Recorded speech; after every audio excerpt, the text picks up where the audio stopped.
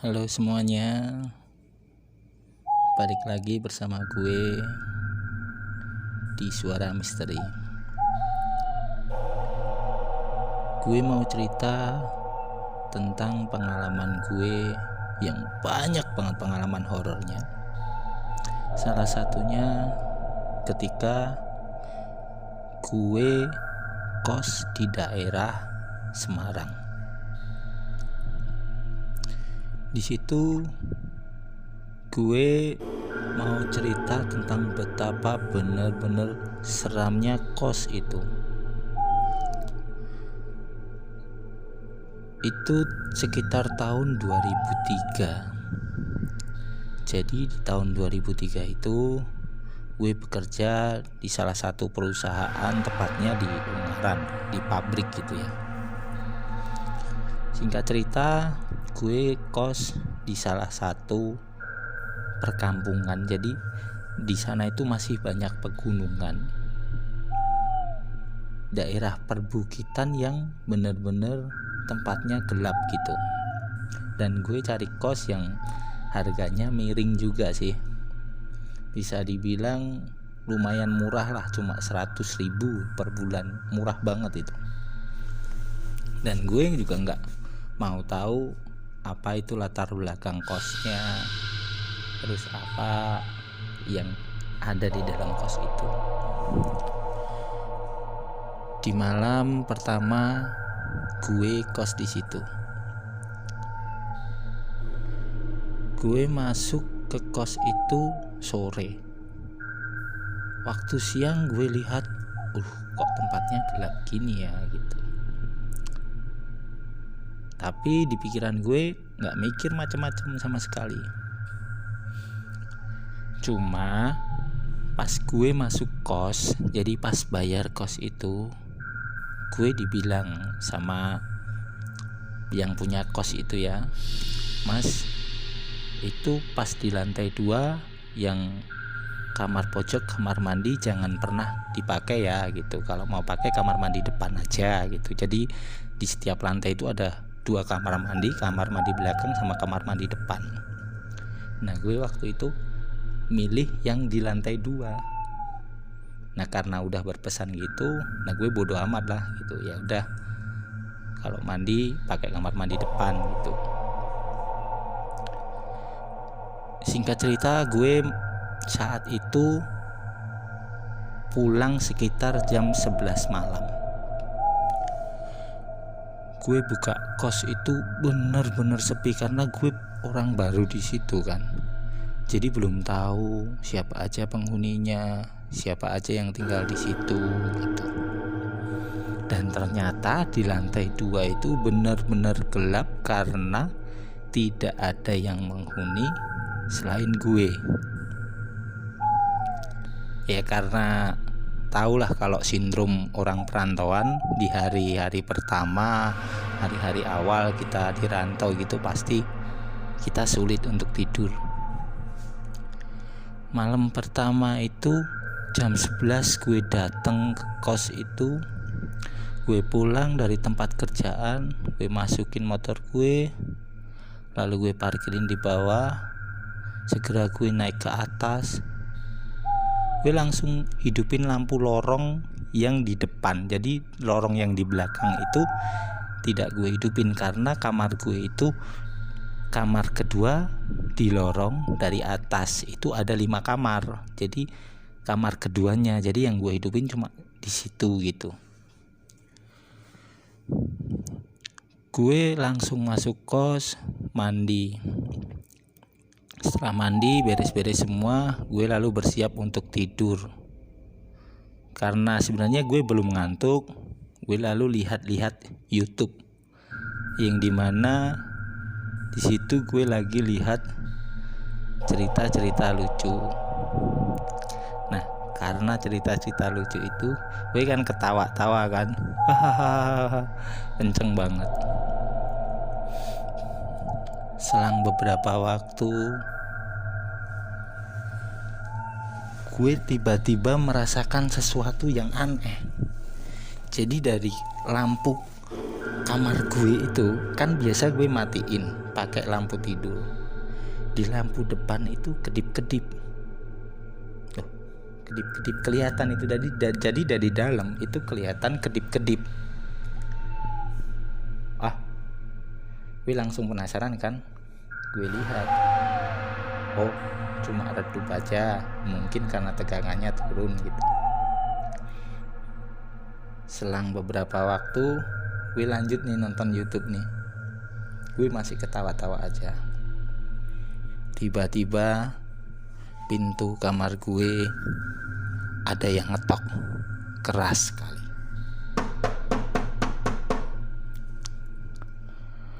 Waktu itu gue, ya siapa, tapi pakai bahasa Jawa, nggih sinten gitu.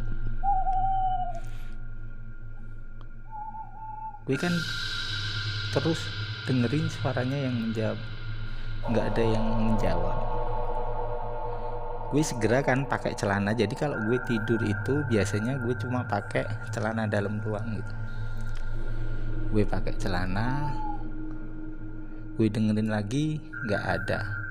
Selang tidak ada beberapa detik setelah gue pakai celana, gue dengar suara ketokan lagi. Tapi ketokannya semakin lambat, tapi nggak berhenti-henti. Jadi tok tok tok tok tok tok tok. Gue langsung bilang, "Gih, sekedap." Jadi pakai bahasa Jawa, bahasa Indonesia itu ya tunggu sebentar. Gue langsung bergegas pakai pakaian kan. Waktu itu langsung saja gue buka pintu kamar. Di situ nggak ada siapapun. Akan tetapi ada yang duduk di teras depan di lantai 2. Nah, gue pikirkan dia kan. Nah, itu sosoknya itu pertama gue nggak tahu itu kalau cewek atau cowok. Dia cuma pakai baju jaket, tapi bajunya itu modelnya jadi kayak kaos, modelnya ada tutup kepalanya gitu. Jadi itu dipakai. Tapi gue yakin dia itu sedang pakai baju, bukan pakai jaket ya. Gue langsung nyamperin, "Ya mas, ada apa?" Dia diem aja. Gue langsung bilang, "Mas." Sembari itu gue dengar suara yang datar dari dia, "Mas, jangan ribut." Gue waktu itu nggak berpikir apa-apa sih, cuma berpikir oh ya aku salah karena ketawa-tawa. Dan waktu itu gue, "Oh ya mas, saya minta maaf, saya anak baru di kamar nomor 2 ini." Dia diem aja. Setelah itu gue bergegas balik kamar. "Mas, saya balik dulu kamar ya." Dia diem aja. Gue waktu itu balik kamar lagi dan gue lepas baju lagi, lepas celana. Lalu gue bilang ke diri gue, "Wah, sok ngatur orang lah." Waktu itu gue seperti itu ya, sok ngatur orang. Selang beberapa waktu gue lanjut nonton YouTube, masih di beberapa cerita yang lucu-lucu. Gue senyum-senyum ketawa tapi gue tahan jadi kayak gitu. Tapi waktu itu gue nggak nyadar. Dan setelah beberapa menit gue lihat YouTube, gue dengar suara pintu kamar gue digedor. "Diam." Gue langsung aduh, wah salah lagi nih, gak enak nih tetangganya.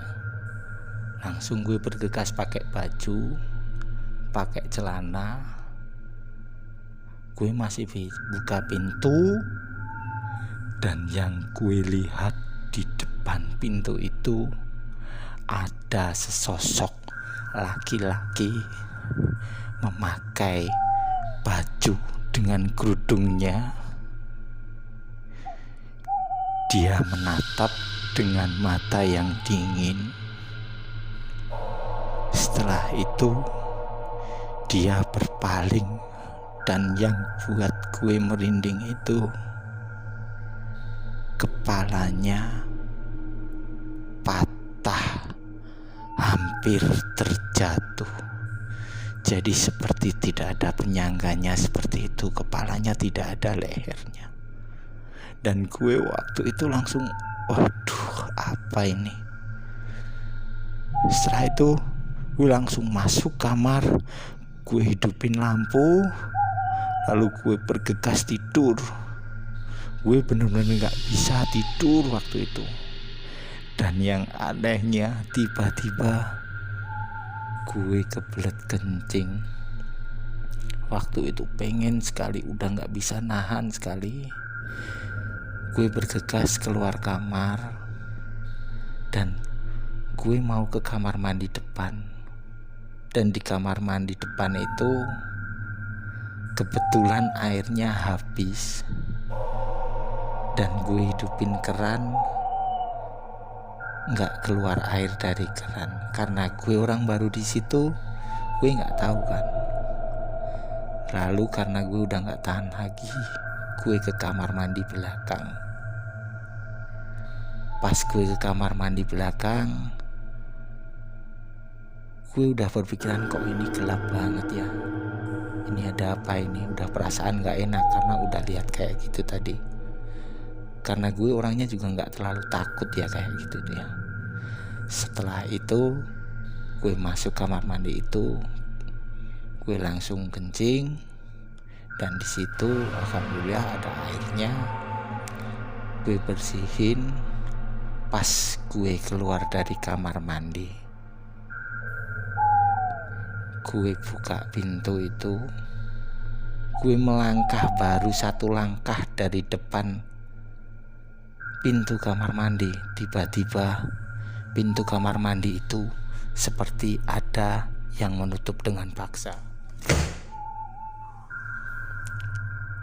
Gue bingung kan, loh ini apa ini, kayak dibanting gitu. Setelah gue buka, dan yang gue lihat ada sesosok pria yang tergantung di sana dengan lidah yang menjulur dan bergelantungan, lehernya terikat tali. Seketika itu juga gue lari masuk kamar, dan gue langsung telepon sama yang punya kos itu. Nggak diangkat sama sekali. Dan gue waktu itu bener-bener gak bisa tidur sampai jam 3 pagi. Gue cuma selimutan, gue cuma diem aja. Ya ampun, lindungi hamba gitu doang. Setelah itu beberapa waktu kemudian gue udah mengantuk, dan gue akhirnya tertidur. Di situ masih banyak cerita-cerita horor yang dimana gue akhirnya tahu seluk-beluk dan riwayat dari kos itu, dan dimana nanti akan gue ceritain lagi beberapa kejadian horor di kos itu. Singkat cerita gue sampai di sini dulu, bakal lanjut lagi.